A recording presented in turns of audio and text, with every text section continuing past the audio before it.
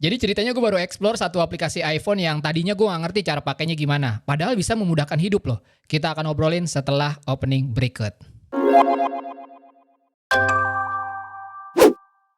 Sebelum masuk ke videonya, gue mau bilang kalau di channel ini gue upload konten apapun yang gue suka. Mulai dari gadget, kamera, fotografi, dunia kreatif, hingga produktivitas. Jadi kalau kalian suka dengan tipe-tipe konten seperti ini, mungkin bisa pertimbangan untuk subscribe. Dan jangan lupa juga nyalain lonceng notifikasi supaya nggak ketinggalan video-video dari gue. Oke, lanjut.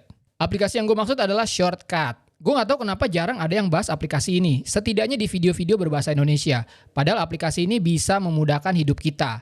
Teori gue pertama, orang-orang nggak ngerti ini aplikasi apa. Kedua, kalaupun udah tahu, mereka bingung cara pakainya gimana. Nah, kalau gue lebih ke alasan yang kedua. Gue sering banget lihat aplikasi Shortcut ini di iPhone dan iPad gue. Dan gue tahu fungsinya apa, tapi gue nggak ngerti cara pakainya gimana. Dan setelah gue explore dikit, kayaknya gue mulai ngerti gimana cara Shortcut ini bekerja. Dan gue akan coba share ke kalian dengan penjelasan yang runut dan terstruktur seperti biasanya video-video gue di channel ini. Tapi sebelum gue kepedean, jangan-jangan kalian udah ada yang pakai Shortcut lagi. Langsung share aja experience pakai Shortcut dan kalian punya Shortcut apa aja. Tulis di kolom komentar. Seru banget nih. Buat yang belum tahu, lanjut videonya. Pertama, aplikasi Shortcut ini apa sih dan fungsinya apa? Well, sesuai namanya, Shortcut alias jalan pintas. Aplikasi ini berfungsi membuat jalan pintas untuk hal apapun yang kalian lakukan dengan iPhone, iPad, atau Apple Watch kalian. Manfaatnya apa? Ya namanya juga jalan pintas, ya pasti jadi lebih cepat. Selain itu apa lagi? Well, kalau gue lihat sebenarnya fungsi aplikasi Shortcut ini ada dua. Pertama jalan pintas, kedua otomatisasi. Kita bahas yang pertama dulu deh, jalan pintas. Langsung gue kasih ilustrasi sederhana aja supaya nggak kepanjangan. Misalnya kalian mau nge-tweet. Yang harus kalian lakukan ada dua. Pertama, buka aplikasi Twitter. Yang kedua, create tweet. Yang ketiga, baru nulis tweet. Nah, aplikasi Shortcut membuat jalan pintas dari 3 langkah hanya menjadi 1 langkah aja. Itu contoh sederhana aja ya. Contoh lain, gue sering banget airdrop foto dari iPhone gue, entah itu ke iPad gue atau ke iMac gue. Daripada gue ribet buka aplikasi Photos dulu, terus select fotonya, terus pencet tombol share, baru airdrop, mending gue bikin shortcut khusus airdrop, tinggal klik, pilih foto, airdrop. Jalan pintas alias shortcut. Oke, itu fungsi pertama, jalan pintas. Fungsi kedua, otomatisasi. Simpelnya iPhone, iPad, atau Apple Watch kalian akan melakukan sesuatu secara otomatis apabila diberikan skenario, kalau kondisi ini terjadi, lakukan ini. Contoh, gue maunya kalau pas gue keluar rumah, koneksi WiFi gue otomatis mati. Dan nanti pas gue nyampe rumah lagi, WiFi gue otomatis nyala dan nyambung lagi. Ya, gue tinggal bikin skenarionya. Kondisinya apa dulu? Kondisinya adalah gue udah tidak ada di rumah. Yang harus dilakukan device gue apa? Matiin WiFi. Atau sebaliknya, kondisinya apa? Gue udah sampai rumah lagi. Yang harus dilakukan device apa? Nyalain WiFi atau nyambungin WiFi. Tapi ini jangan ada yang komen, ya kalau WiFi-nya udah nggak dalam jangkauan kan bakalan mati sendiri bang. Iya itu gue juga tahu. Bukan itu maksud gue. Ini hanya ilustrasi sederhana aja gimana proses otomatisasi ini berjalan. Nah setelah tahu fungsi dasar Shortcut, baru cocokkan dengan kebutuhan kalian. Aplikasi canggih tapi kalau nggak bermanfaat buat mempermudah hidup kalian ya jadinya useless juga.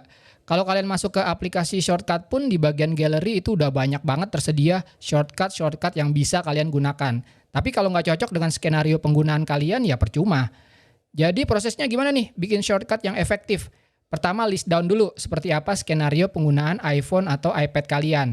Sehari-hari kalian itu ngapain aja dengan device kalian. Yang kedua baru bikin shortcutnya kalau perlu. Nextnya gue akan kasih contoh shortcut yang gue punya. Nggak banyak kok, ini supaya kalian lebih punya gambaran seperti apa sih penggunaan shortcut di daily usage. Pertama, karena gue lumayan aktif di Twitter dan sering nge-tweet, sepertinya gue butuh shortcut buat langsung nge-tweet. Jadi instead of gue buka Twitter dulu, lalu pencet tombol create tweet, ya gue bikin aja shortcutnya. Caranya gimana? Pertama, kita ke shortcut, terus new shortcut, lalu add action, kemudian ke apps, lalu pilih Twitter. Nah, di sini udah ada opsi-opsi shortcut apa yang kalian mau pakai. Karena gue pengen shortcut nge-tweet, ya jadinya gue pilih create new tweet. Nah, sekarang kalian udah punya shortcut untuk nge-tweet. Dan shortcut ini bisa kalian taruh di home screen atau widget. Kedua, masih berhubungan dengan Twitter. Gue lumayan sering juga nge-tweet foto. Itu biasanya buat nunjukin sampel foto atau artwork dari HP yang gue lagi tes. Jadi instead of gue buka Twitter, create new tweet, cari foto, lalu tweet, gue bisa bikin shortcutnya jadi langsung masuk ke galeri, pilih foto, lalu tweet. Cuma 2 action doang dan itu bisa dilakukan dengan sekali tap. Mantap banget. Ketiga, gue punya satu file di aplikasi Notes yang selalu gue buka karena di file itu biasanya gue taruh link dan foto thumbnail video-video gue.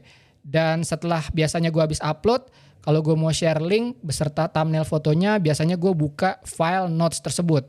Nah, daripada gue nyari-nyari lagi, kayaknya gue butuh shortcut tersebut. Yang keempat, paling shortcut buat airdrop foto yang tadi di awal video udah gue tunjukin. Nah, itu contoh shortcut yang simple, yang lebih kompleks dan gue harus bikin step-stepnya sendiri juga ada. Misalnya, shortcut ngetik script ini. Daripada gue harus buka aplikasi Notes, lalu tab new file, lalu tulis judulnya, lalu tulis scriptnya, gue bikin shortcutnya aja di mana gue bisa langsung nulis judul dan pas gue klik done, otomatis jadi judul script gue di Notes dan aplikasi Notes-nya langsung kebuka buat gue ngelanjutin nulis scriptnya. Ya, selanjutnya tinggal taruh shortcut ini di home screen atau widget biar lebih gampang aksesnya. Jadi yang gue lakukan sekarang, instead of buka aplikasi buat ngerjain tasking dengan proses yang lebih lama, gue tinggal tap shortcut biar lebih cepat.